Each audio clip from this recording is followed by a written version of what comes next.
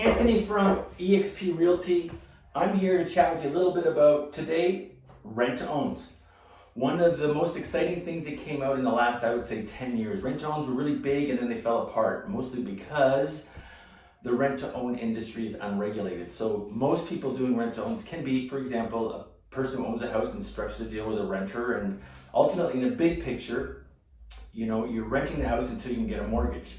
What you do is you put a option fee down, which is, let's say, 5% or $5,000, depending on what you can negotiate with the owner. And that's considered your option fee to purchase the property in the period of time you agreed. So if let's say it's a 2-year rent to own with an option of, let's say, $5,000 to own it, then basically in 2 years, that $5,000 goes towards a down payment for you to buy the house. So in that time, you still need to come up with the rest of that 5%. So sometimes they do things like called rent credits. And what that means is you're paying money to the homeowner to go towards your 5% down.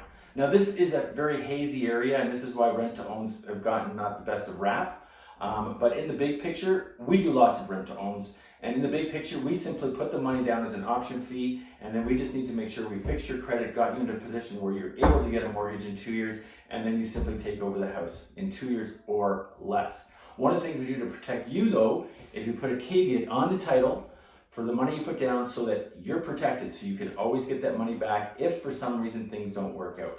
With that being said, there's no room for missing payments, because just like a mortgage, your rent has to be paid. The homeowner needs to pay the mortgage. Anyhow, Anthony Udavall, eXp Realty. I want to help you become a homeowner or own 5 homes and become a real estate tycoon. Give me a call, 587-439-HOME, or click on the calendar. Let's set up a time to get together.